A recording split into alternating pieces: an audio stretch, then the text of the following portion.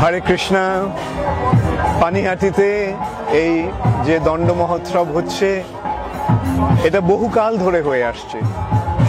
আজ থেকে প্রায় 500 বছর আগে নিত্যানন্দ প্রভু এই দিনটিতে শ্রীল রঘুনাথ দাস গোস্বামীকে কৃপা করেছিলেন। তিনি তাকে দণ্ড দিয়েছিলেন। তিনি তাকে বলেছিলেন চোর। চোর কেন? কেন নিত্যানন্দ প্রভুকে অতিক্রম করে তিনি চৈতন্য মহাপ্রভুকে পেতে গেছেন। তাই জন্য নিত্যানন্দ প্রভু তাকে বলেছেন চোর। কেন? হেন নিতাই বিনে ভাই রাধা কৃষ্ণ পাইতে নাই।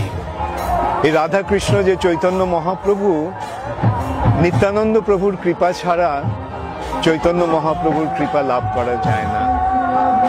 নিত্যানন্দ প্রভু হচ্ছেন গুরু তত্ত্ব। শ্রী গুরুদেবের মাধ্যমে শ্রী চৈতন্য মহাপ্রভুর শ্রীকৃষ্ণের কৃপা লাভ।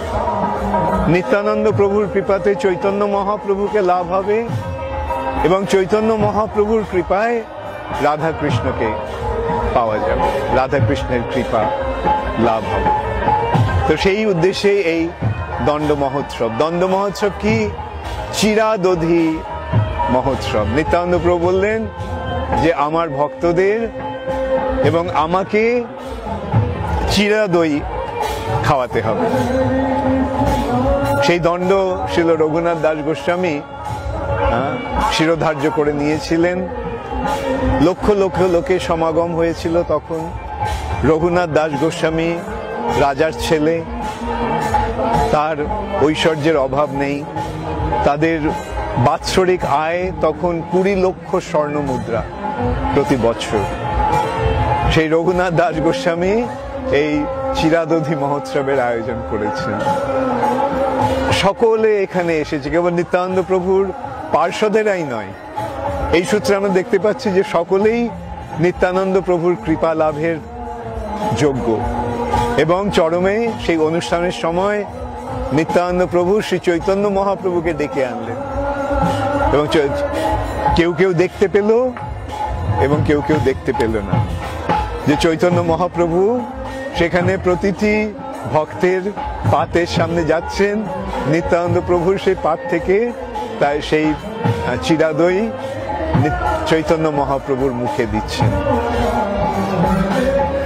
এই যে মহোৎসব, এটা একটা অপূর্ব সুন্দর মহোৎসব আমাদের পক্ষে, শ্রী চৈতন্য মহাপ্রভুর অনুগামীদের পক্ষে, কৃষ্ণ ভক্তদের পক্ষে। এই অনুষ্ঠান, এই মহোৎসব অনাদিকাল ধরে চলে আসছে।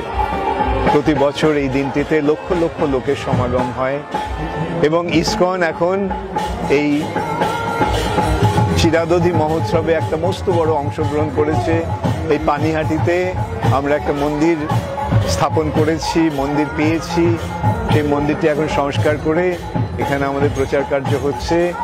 আপনারা সকলে আসুন। এখানে আমাদের এখানে থাকার খুব সুন্দর বন্দোবস্ত আছে। আমাদের এখানে ভক্তরা আছে, প্রসাদের বন্দোবস্ত আছে এবং সবচাইতে বড় কথা, হরিকথা শ্রবণের এক অপূর্ব সুন্দর সুযোগ এখানে রয়েছে। হরে কৃষ্ণ।